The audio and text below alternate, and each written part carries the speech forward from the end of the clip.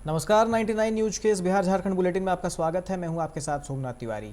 RJD supremo Lalu Yadav ने आज अपना 74वां जन्मदिन मनाया। लालू यादव ने रात के 12 बजे 74वें जन्मदिन का केक काटा।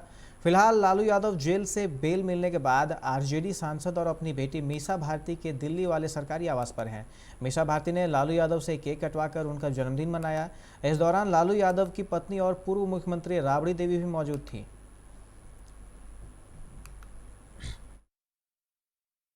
बिहार के दक्षिण पश्चिम में मानसून की अनुकूल स्थितियां बन रही हैं। मौसम विभाग ने इस बीच बिहार में हल्की, मध्यम और भारी बारिश को लेकर अलर्ट जारी किया है। राज्य के 16 जिलों में आकाशीय बिजली के साथ भारी बारिश का अलर्ट है, जबकि 22 जिलों में मध्यम बारिश का अनुमान है। ऐसी स्थिति को लेकर मौसम विभाग ने पूरे बिहार में अगले 48 घंटों का अलर्ट जारी किया है। राज्य में मानसून का प्रवेश झारखंड की सीमा से सटे जमुई, बांका, कटिहार और पूर्णिया से होगा, जहाँ से वह राज्य के मध्य स्थित पटना, गया, नालंदा होते हुए आगे बढ़ेगा। सिवान के गुठनी मेहरोना मुख्य मार्ग पर एक बालू से लदे ट्रक और आम लोड कर जा रही मिनी ट्रक के बीच भीषण टक्कर हो गई, जिसमें एक ड्राइवर की मौत हो गई, जबकि हादसे में 3 लोग गंभीर रूप से घायल बताए जा रहे हैं।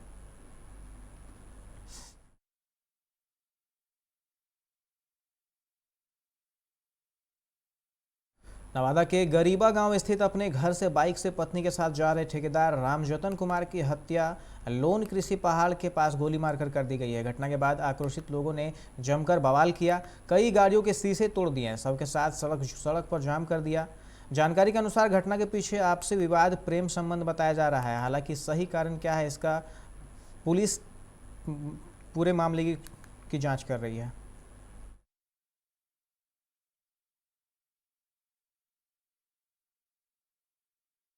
बेगूसराय के भिजुलिया सोनबरसा पथ पर पुलिया निर्माण कार्य के दौरान एक दीवार के गिर जाने से दबकर एक मजदूर की मौत हो गई। इस हादसे में 2 मजदूर घायल हो गए हैं। स्थानीय लोगों ने बताया कि बाढ़ के समय क्षतिग्रस्त हुए सड़क पर पुलिया का निर्माण कराया जा रहा था।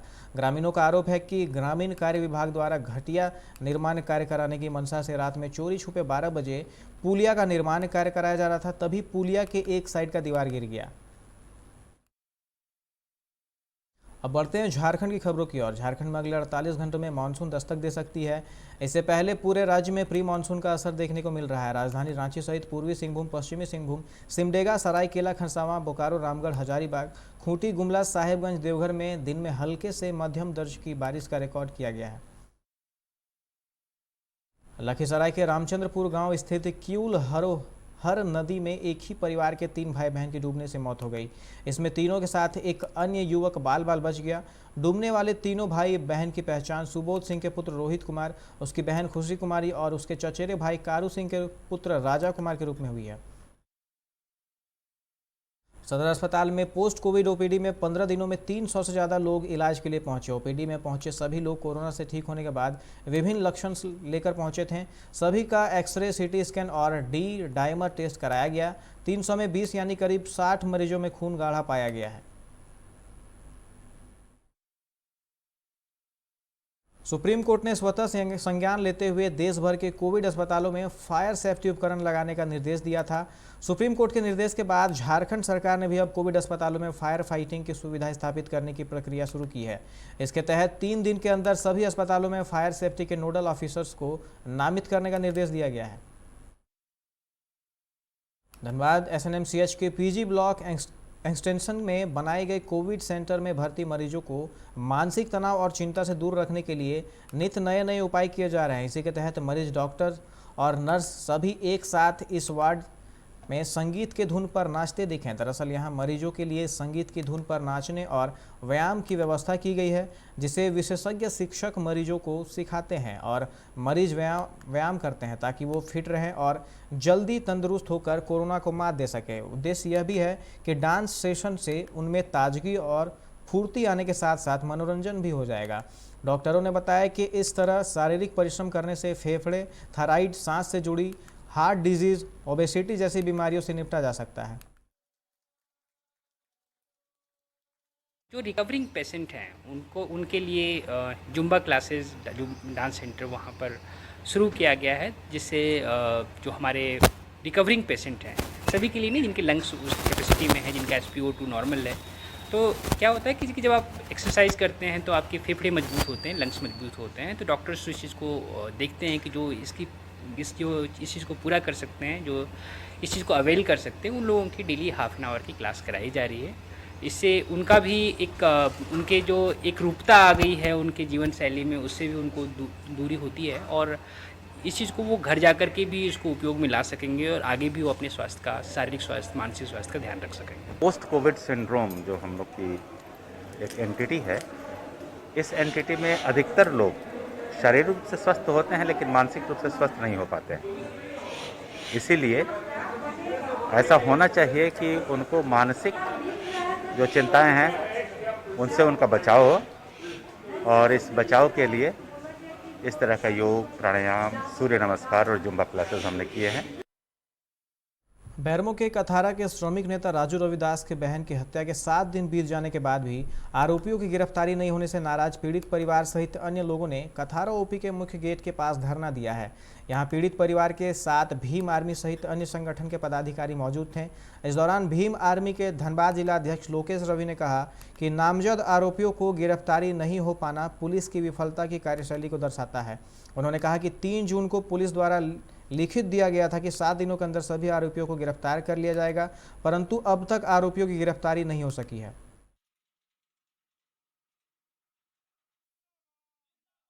मामला यह है कि 2 तारीख को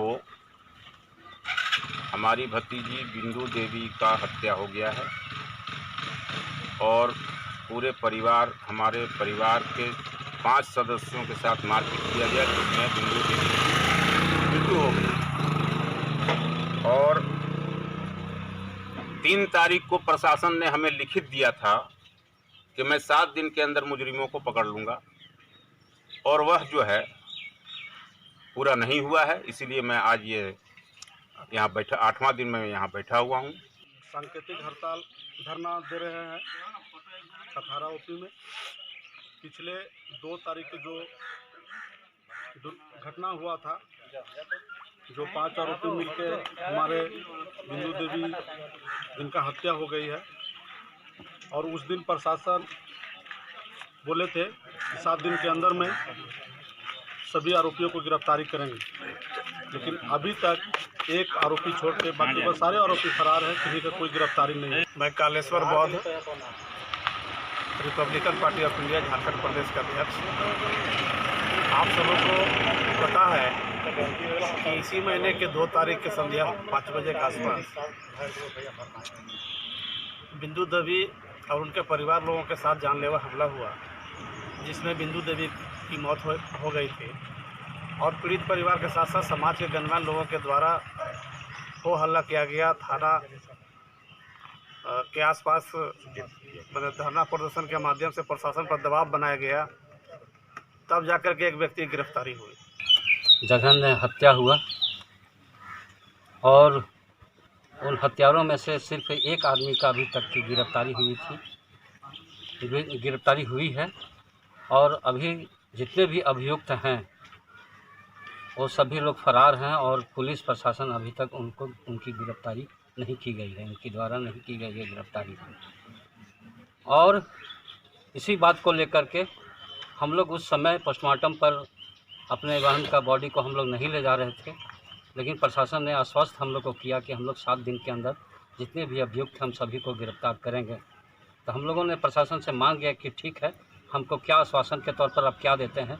तो लिखित के रूप में हम लोगों को प्रशासन ने आश्वस्त दिया और आश्वस्त किया कि 7 दिन के अंदर हम गिरफ्तार कर लेंगे। पुलिस अपने स्तर से हर संभव प्रयास कर रही है। एक गिरफ्तारी हुआ है सेम डेट में, और गिरफ्तारी और 4 शेष जो हैं उनकी गिरफ्तारी की दिशा में हर संभव पहल किया जा रहा है। इसके लिए एक टीम भी गठित की, पुलिस अधीक्षक महोदय के नेतृत्व में टीम भी गठित किया गया है, जिसका संचालन अनुमंडल। बागमारा के कपूरिया ओपी क्षेत्र के दुखितडी के जंगल में गुप्त सूचना के आधार पर गुरुवार की रात पुलिस ने छापेमारी कर लगभग 8 टन कोयला जब्त किया है। इस मामले की जानकारी देते हुए ओपी प्रभारी ने कहा कि सूचना मिली थी कि कोयला तस्करों ने जंगल में अवैध कोयला इकट्ठा किया है। इसकी सूचना वरीय अधिकारियों को दी गई, उनके आदेश पर छापेमारी की गई है। जब्त कोयले को थाना लाया गया। इस मामले में किसी की गिरफ्तारी नहीं हुई है, पुलिस छानबीन कर रही है। सूचना मिली कि कपूरिया के अंतर्गत दुखितडी के जंगलों में कुछ लोगों के द्वारा अवैध रूप से कोयला जमा किया गया है, जिसके उपरांत इस सूचना को वरीय पदाधिकारी तक दिया गया। उसके उपरांत हम लोग पीओ पे पहुंचे। पीओ पे देखा गया कि वहाँ करीब 7 से 7.5-8 टन के लगभग कोयला मौजूद है, जिसे स्वच्छात जब्त करके थाना लगाया गया। खपुरिया थाना क्षेत्र में तो किसी प्रकार का माइंस नहीं है, और हमें भी पहली बार इस 6 महीना में कार्यकाल में मुझे पहली बार सूचना ये मिला। इससे पहले तो आज तक कभी घटना ऐसी नहीं। झरिया के ऐतिहासिक राजा तालाब का सौंदर्यीकरण कार्य को लेकर एक बार फिर से प्रशासनिक अमला जागी है। शुक्रवार को राजा तालाब का सौंदर्यीकरण कार्य का शिलान्यास सांसद पशुपतिनाथ सिंह और झरिया विधायक पूर्णिमा नीरज सिंह ने किया। इस दौरान विधायक पूर्णिमा ने कहा कि इस बार शिलान्यास हुआ है तो काम भी अच्छा होगा। उन्होंने स्थानीय लोगों से अपील करते हुए कहा कि आप भी इस सौंदर्यीकरण कार्य की खुद मॉनिटरिंग करें ताकि काम उच्च क्वालिटी का हो सके। हम आपको बताएं कि इससे पहले भी कई बार राजा तालाब का सौंदर्यीकरण को लेकर योजना बनी, लेकिन काम नहीं हुआ। इस बार भी जब मानसून दस्तक देने वाली है तो एक बार फिर इसका सौंदर्यीकरण कार्य शुरू हुआ है। देखिए यह कब तक पूरा होता है। काम अच्छा शुरू होता है तो अच्छी बात बोलते हैं। शिलान्यास हुआ ना, इसके पहले शिलान्यास नहीं हुआ था, हुआ है, और निश्चित तौर पर इसकी यहाँ काम अच्छा होगा, इसकी जिम्मेदारी अब यहाँ के लोगों के ऊपर है कि जो भी काम हो लोग जो यहाँ पर हैं उसको मॉनिटर करें। और राजा तालाब जो है यहाँ का हेरिटेज है, जिसको हम बोलते हैं, इसको हमें बना के रखना है। तो पर्यावरण की दृष्टि से भी अच्छा होना चाहिए और झरिया की धरोहर है इसके लिए भी, जिसके बारे में आज तक नहीं सोचा गया है। लेकिन अब चूंकि काम हो रहा है, और काम अभी आपको बता दूं कि 2 फेज में होगा। पहले फेज में 3 साइड का काम हो रहा है, 3 तरफ के घाट बनेंगे। इसमें जो है पत्थर लगेंगे, घाट का निर्माण होगा, नीचे बोल्डरिंग होगी, ताकि छठ में पूजा में जब महिलाएं खड़ी होती हैं, हमारी छठ पत्नियां, तो उनके लिए आसान हो। तालाब की सफाई होगी और इसमें बेंचेस लगेंगे, वृक्षारोपण होगा, बाउंड्री बनेगी। ये सारा काम अभी 3 तरफ का है फर्स्ट फेज का। शिलान्यास हो गया है और हम उम्मीद करते हैं कि इस बार निश्चित रूप से एक नई तस्वीर राजा तालाब का दिखाई देगा। पूर्व में भी कई बार इस तालाब का विकास के लिए खर्च किए गए, लेकिन अंततः उसका कुछ परिणाम नहीं निकला। ज्यों का त्यों दिखाई राजा तालाब देता रहा। लोग यह कहे कि तालाब के नाम पर यह बड़ा नाला, इसमें न कोई उपयोग, जनता का कोई उपयोग नहीं था। निश्चित रूप से आगे के दिनों में जनता के लिए उपयोगी हो। धनबाद जेल में बंद कुख्यात गैंगस्टर शूटर अमन सिंह का गुर्गा आनंद वर्मा ने जेल से लोधना क्षेत्र के दबंग भाजपा नेता सतीश महतो के भाई विकास महतो को फोन पर बुरे परिणाम भुगतने की धमकी दी है। पुलिस रडार पर हमेशा रहने वाले व पुलिस के लिए सिरदर्द बने शातिर अपराधी आनंद की ओर से विकास को धमकी देने के बाद क्षेत्र में सनसनी फैल गई है। सोमवार की दोपहर जेल से फोन कर कहा कि जिस दिन जेल से छूटेंगे तुम्हारा ठिकाना लगा देंगे। विकास ने इस संबंध में अलगडीहा ओपी पुलिस को आवेदन देकर जान माल की सुरक्षा की गुहार लगाई है। ओपी प्रभारी आर.के. शर्मा ने मामले की जानकारी एसएसपी और एसपी को देकर जांच की कवायद में जुट गई है।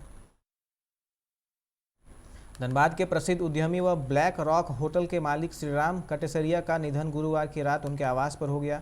वह 76 वर्ष के थे। बताया जा रहा है कि वह कई दिनों से अस्वस्थ हैं। उनके निधन से धनबाद के उद्योग व व्यवसाय जगत में शोक की लहर है।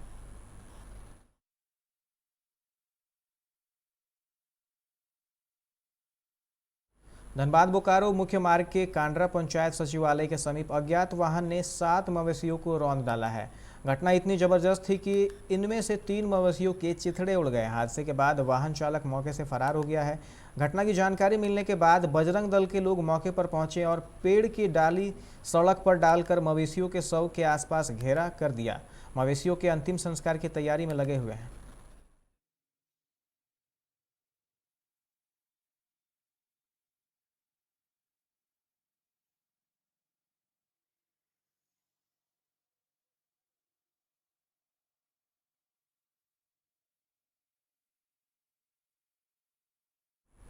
कोलकाता अपोलो हॉस्पिटल के जाने माने न्यूरोलॉजिस्ट डॉक्टर सुधीर कुमार 12 जून को हाउसिंग कॉलोनी बरटाड़ स्थित गुड लाइफ मेडिको में मरीजों को मुफ्त सेवा देंगे। मरीज इस निःशुल्क कैंप में आकर चिकित्सीय परामर्श ले सकते हैं। मेडिको के संचालक विकी कुमार ने बताया, अब तक 50 से ज़्यादा मरीज इस शिविर के लिए संपर्क कर चुके हैं। उन सभी का नाम रजिस्टर कर लिया गया है। शिविर का समय सुबह 8 बजे से 12 बजे तक है।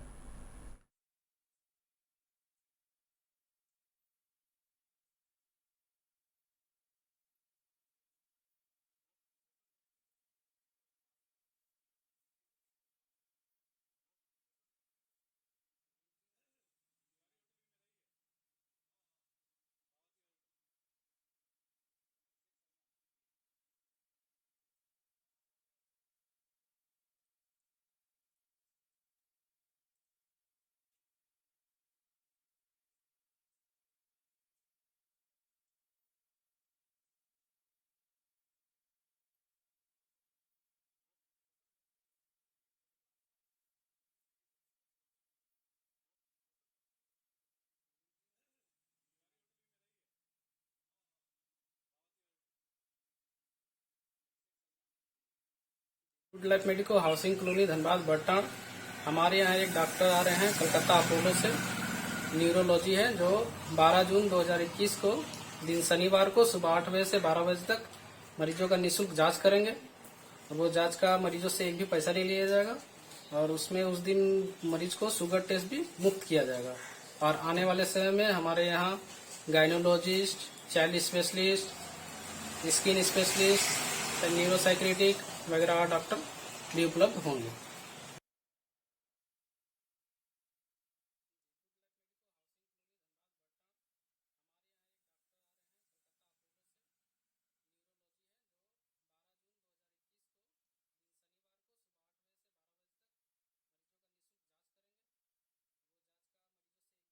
अभी के इस बुलेटिन में फिलहाल इतना ही। तमाम खबरों के लिए आप देखते रहे 99 न्यूज। नमस्कार।